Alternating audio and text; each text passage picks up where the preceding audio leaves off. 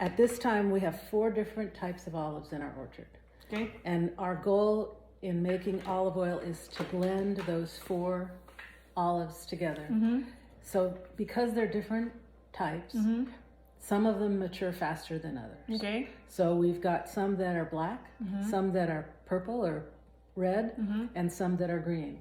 And we blend those together to make an olive oil that has both a buttery texture and a peppery taste to the aftertaste. And so that's we try when we put the whole harvest together to have the orchard look like that before it's picked. I see. And so once in a while, we'll get a rain and we'll have to put it off another week. But we of course have today a beautiful day. It's 70 degrees outside. It started out at 50 degrees and now it's 70 degrees and it's perfect. So you start like around 8:30 in the morning? Well, actually the first pickers came around 6 and they were doing the trees along the driveway first. And they're hand picking. Yeah, everything is hand picked. Everything is hand picked and they pick and then drop the olives onto tarps under the trees and then pick the tarps up and dump them into the bins. Got you.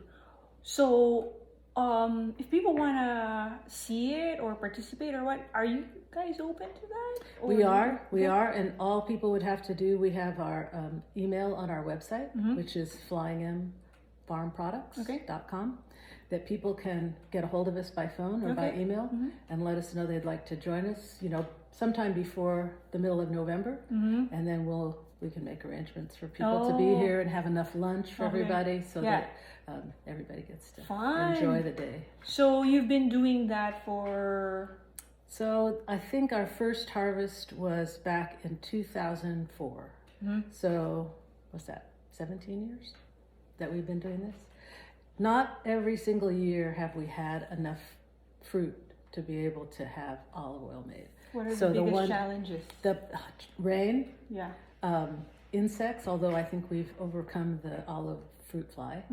And then just if the temperature drops to freezing, once the olives have been frozen even for a couple of hours, they're no good.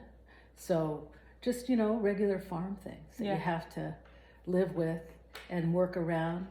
And if there's enough of all of those things that come together, then you get a crop like we're getting this year. Okay. What do you think is your signature here? The signature to... When people experience, your process or your environment or your bottles, what's the thing that they always remember, they always talk about? They talk about the people they meet and the food they eat. Those 2 things I think are perfect. I guarantee that too. Other than that, what else is your passion? Because I remember the music part. Well, I when I retired... The band part. Yes. When I retired, I started playing a mandolin that I got from my grandfather. That is a 1916 Martin mandolin. And I started taking a few lessons. I went to a music camp. And then last year, I got together with 2 other girlfriends and we formed a group called the Mockingbirds.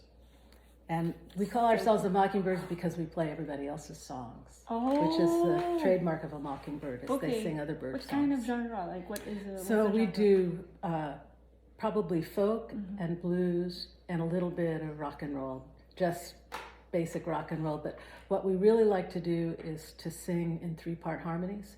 So we tend to lean onto the blues and the folk side. I'm looking forward to this part. So what can people do if there's something that you want to still achieve? Not that you haven't achieved all the things that I dream of. What would be that, and what would be the best way to support? To make that happen? Yeah. Well, ultimately, I'd like to make sure that our olive oil it's in our circle of friends. Yeah. I'd love to get it into the next circle of people that know about us and what we do and how we do what we do. Yeah. And why we do it this way. Why we don't bring in, machine harvesters, or why we don't try to, put our olive oil out on some wholesale market. We really want to stay connected to friends, and then friends of theirs, which is the next circle, right, of people that you get to meet. Yeah, knowing who they are, what they're about, what they value, and what this place is, what makes it special. Yeah. And if people have ever come here, they realize how special this particular place in California is, because a lot of people drive up the 101 or up the I-5 and they miss this whole central part of California, which is absolutely gorgeous. And it's just grassland and the San Andreas earthquake fault. So when they drive across it, they aren't even recognizing that they've actually passed through a fault zone. But, cool. okay. All right, we're gonna go to the frontoyo, to the next step of this whole harvest, and that's it. Thanks for listening, and thanks for watching. Thanks for coming and visiting us. Thanks. Before you get up, Right.